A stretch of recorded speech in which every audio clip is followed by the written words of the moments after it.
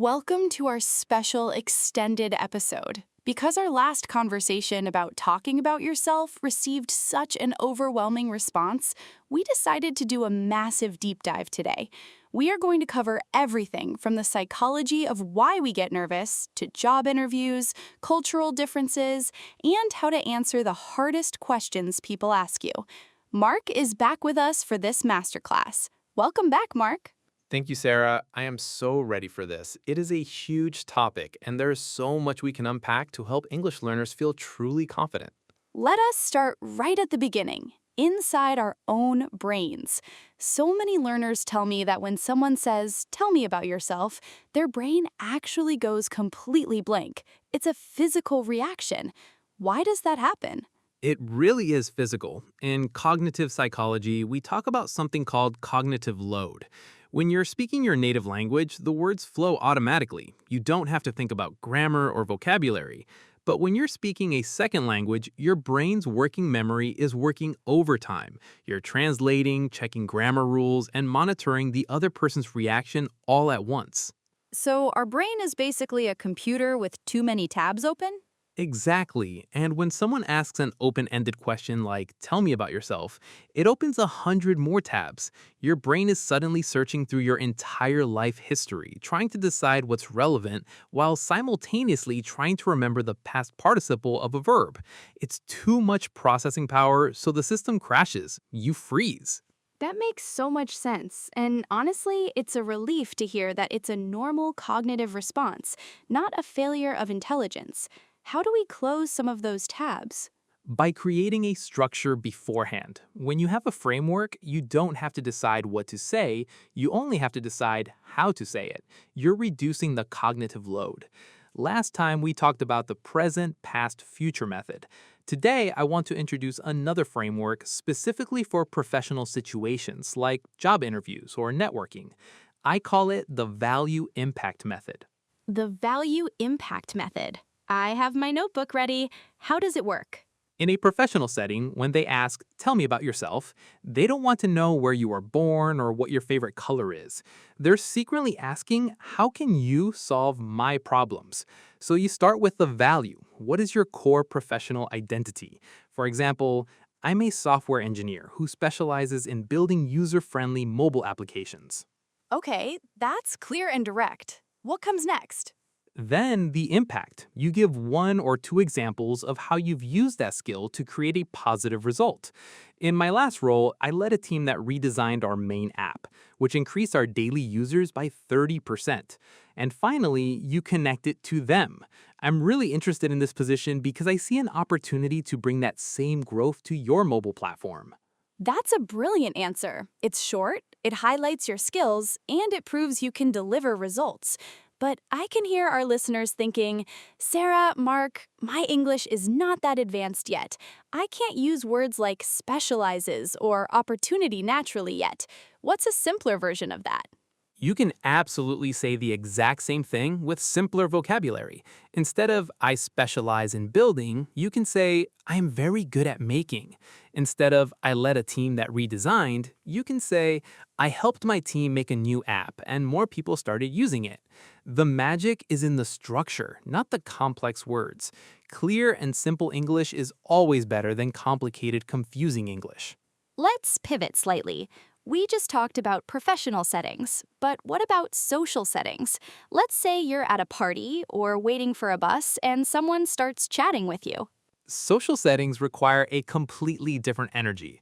If you use the value impact method at a barbecue, you're going to sound like a robot. In social situations, the goal is finding common ground. I always recommend the information plus question technique. Information plus question. Give us an example. If someone asks, where are you from? Don't just give a one-word answer. If you just say, Brazil, the conversation stops. The other person has to do all the work to keep it going. Instead, give a little piece of information and then ask a question back. You could say, I'm from Brazil, specifically a city near the beach. Have you ever traveled to South America? Oh, I love that. It takes the spotlight off you, which is great if you're feeling nervous, and it invites the other person to talk. Exactly. A conversation is like a game of tennis. You have to hit the ball back over the net. Giving a one-word answer is like catching the ball and putting it in your pocket. The game is over. Let's talk about a major hurdle for many learners: cultural differences. In many cultures, talking about your achievements is considered rude, arrogant, or boastful. But in English speaking cultures, especially in North America, you're expected to promote yourself. How can a learner navigate this without feeling deeply uncomfortable? That's such an important point. It's a huge cultural shock. Many learners naturally try to be humble, and in an English interview, that humility can be misunderstood as a lack of confidence or a lack of skill. Right. If you say, I'm okay at coding, but I still have a lot to learn, an American manager might think, oh, they're not very good. Whereas in the learner's home country, that exact phrase would mean, I'm a master, but I'm polite. To bridge this gap, I tell my students to focus on facts, not adjectives. If you feel uncomfortable saying, I'm an amazing, brilliant manager, which does sound a bit arrogant, you don't have to say it. Instead, just state the facts of what you did. I managed a team of 15 people, and we finished our project 2 months early. That's a fantastic distinction. Facts aren't arrogant, they're just reality. You let the numbers and the results speak for you. Exactly. You're just sharing the truth. Another way to soften self-promotion is to share the credit. You can say, I was fortunate to lead a great team, and together we achieved our sales goals. This shows leadership, success, and humility all at the same time. It translates very well across cultures.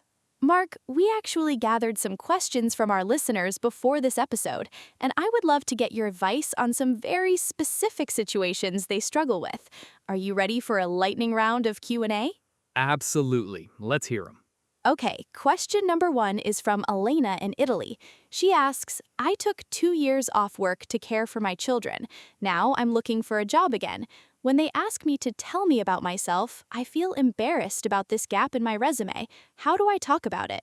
First of all, Elena, never be embarrassed about caring for your family. That's life. When talking about a gap, the rule is be brief, be positive, and bring it back to the present. You can say something like, for the past 2 years, I took a planned pause in my career to focus on my family. Now that my children are older, I'm fully ready and excited to return to my career in marketing. That sounds so confident. A planned pause. It frames it as a conscious choice, not a mistake. Yes, own your story. Don't apologize for it. Here's question 2 from Kenji in Japan. Kenji says, I have a very normal, quiet life. I go to work, I come home, I watch TV. When people ask what I do for fun, I feel like I'm completely boring and have nothing interesting to say. Kenji, I promise you, you are not boring. We often think we need to be skydiving or climbing mountains to be interesting. But the truth is, most people just want to connect over everyday things. The trick is to go one layer deeper into your normal activities. What do you mean by one layer deeper? Instead of saying, I watch TV, tell them what you watch and why you like it. I'm really into watching historical documentaries right now. I just watched one about ancient Rome and it was fascinating. Suddenly, you're not a boring person who watches TV, you're a curious person who likes history. That's a powerful shift. It gives the other person something to ask about. They can say, oh, I love history too. Or, I don't know much about Rome. What was the most surprising thing you learned? Exactly. It's not the activity that's interesting, it's your passion for it that makes it interesting to listen to. Even if your hobby is just taking walks in your neighborhood, talk about the beautiful trees you see or the podcasts you listen to while walking. Question 3 is from Maria in Mexico. She says, when I'm speaking English and talking about myself, my voice gets very quiet and high-pitched because I'm nervous. People ask me to repeat myself, which makes me more nervous. How can I fix this? This is a classic physiological response to anxiety. When we're scared, our muscles tighten, including the vocal cords, which makes the voice higher and quieter. You're physically trying to make yourself smaller so people don't notice your mistakes. So how does Maria hack her body to sound more confident, even if she's terrified inside? Breathing is the master key. Before you start speaking, take one deep breath into your stomach, not your chest. When you breathe from your belly, it grounds your voice and naturally lowers it to its normal, confident level. Secondly, consciously speak 10% louder than you think you need to. 10% louder? Won't she feel like she's shouting? She'll feel like she's shouting, but to the listener, she'll just sound clear and confident. When you're nervous, your internal perception of volume is distorted. Pushing yourself to speak just a little bit louder forces you to push more air through your vocal cords, which automatically stops that quiet, shaky sound. I want to circle back to something we touched on earlier, vocabulary. We talked about having a structure so you don't have to think as much. But let's be real. Sometimes, no matter how much you prepare, the exact word you need just vanishes from your brain. Let's expand on the idea of circumlocution, talking around the word. Circumlocution is the most important survival skill for an English learner.